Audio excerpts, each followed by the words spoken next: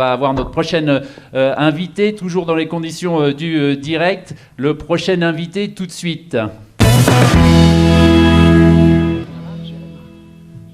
Et le prochain invité va s'asseoir. Les gens passent beaucoup de temps à se serrer la main, etc. Donc il faut qu'ils arrivent jusqu'au plateau. Jérémy, si vous voulez bien venir ici. Merci beaucoup, Jérémy. Donc une dernière séquence sur cette Jérémy Sauter. Donc vous êtes avec la Chambre de commerce franco-américaine de New York et vous êtes ici pour parler notamment de retail, de commerce, on dit en français. Mais le mot anglais finalement est de plus en plus utilisé dans le secteur, y compris en français. Vous êtes très présent à la Chambre de commerce sur ces questions-là pour essayer d'aider, de voir les tendances, de voir ce qui se passe dans ce domaine du retail. Donc, question très simple. Qu'est-ce qui vous a le plus marqué sur ces questions-là? Qu'est-ce que vous avez vu au cours de ce CES qui va éventuellement changer la donne dans les années qui viennent sur le retail? Eh bien, merci Emmanuel. En effet, le retail, c'est un sujet important pour la Chambre de commerce. Nous avons toutes les grandes marques françaises du retail qui sont dans notre réseau, et ainsi que des innovateurs. Donc, ce qui a été intéressant sur ce show, c'est une entreprise sur laquelle j'ai eu vraiment de l'intérêt. C'est une entreprise nantaise, voilà, qui s'appelle justement Retail VR, donc VR for Virtual Reality, réalité virtuelle. Et donc, c'est une entreprise qui offre un showroom virtuel, et donc ils sont en ce moment en proof of concept avec Nespresso en France, et donc c'est l'idée, c'est qu'on se retrouve dans une boutique Nespresso, voilà, on a l'impression vraiment, on voit même les rues autour, et on peut voyager dans la boutique et par exemple ouvrir des capsules et alors découvrir toutes les informations que l'on n'aurait pas même dans la boutique sur le détail des cafés.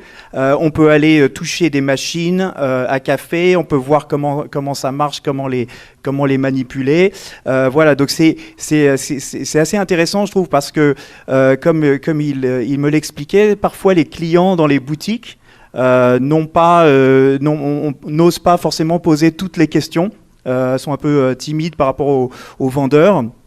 Et là, on est dans un univers où on peut poser toutes les questions, on peut manipuler la machine à café. C'est intéressant, c'est un renversement de perspective. Jusque-là, évidemment, toute la question sur la convergence entre brick and mortar et digital qui se pose au retail, la plupart du temps, il s'agit de voir comment on amène l'expérience digitale dans la boutique. Là, finalement, c'est le contraire. Comment on amène l'expérience boutique et physique dans le digital un peu. Exactement. En fait, on se rend compte que dans le retail, il y a un aller-retour constant entre le physique et le digital, et donc les clients ont besoin d'aller une fois dans la boutique, toucher les produits, mais ils ont aussi besoin d'informations additionnelles, et donc ça, la réalité virtuelle ou la réalité augmentée peut permettre de combler ce gap qui existe entre le online et le physique. Excusez-moi pour le franglais. Je vous demanderai tout de suite sur le deuxième innovation intéressante que vous avez retenue, mais ce qu'on voit comme tendance effectivement, et ce que disait Pedro tout à l'heure sur le fait qu'on est plus dans une année, disons, de transition où il y a moins de technologies disruptives, mais vraiment des technologies plus appliquées, ce qui est une sorte de cycle habituel au CES ici. On voit bien que sur la VR et sur la réalité augmentée, on est vraiment là. Il y a eu des choses très exotiques qui ont été présentées les précédentes années, et là on entre dans une ère où on va commencer à les appliquer vraiment sérieusement avec des applications concrète, réelle de la réalité virtuelle et de la réalité augmentée finalement. Et exactement. Et en termes de réalité virtuelle et réalité augmentée, oui, une deuxième application. Alors ils devaient venir au show de Las Vegas, malheureusement à la dernière minute, n'ont pas pu venir. C'est une entreprise qui s'appelle Minsar et qui en fait est une sorte de do-it-yourself de la réalité augmentée, de la réalité virtuelle, et qui permet aux marques, qui permet aux entreprises qui veulent faire par exemple de l'éducation, de créer eux-mêmes leur expérience immersive de réalité augmentée, réalité virtuelle.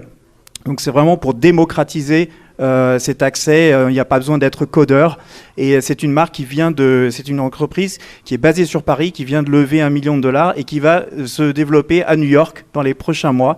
Donc on aura le plaisir d'ailleurs de les inviter lors de notre prochain événement sur la réalité augmentée, réalité virtuelle et le retail à New York le 16 mars. Formidable. Merci beaucoup Jérémy pour toutes ces explications. C'était intéressant de clore ce troisième épisode sur le retail parce que le grand cirque, le grand Barnum des salons va se déplacer la semaine prochaine pour New York. En tout cas, une partie des gens qui sont ici et une partie des exposants justement pour l'énorme conférence, l'énorme salon du retail qui s'appelle la NRF qui a lieu tous les ans et donc ça commence lundi, je crois, lundi prochain. Et il y aura beaucoup de Français qui seront là aussi. On en reparlera.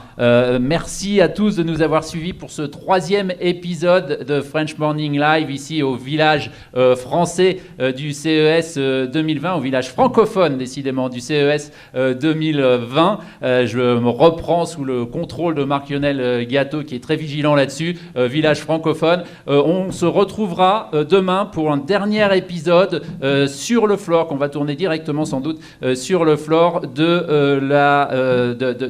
du CES à l'Eureka Park. Merci à tous avec plein d'innovations encore, plein d'autres inventions et plein de futurs, plein de choses à parler pour le futur. Merci de nous avoir suivis. À demain.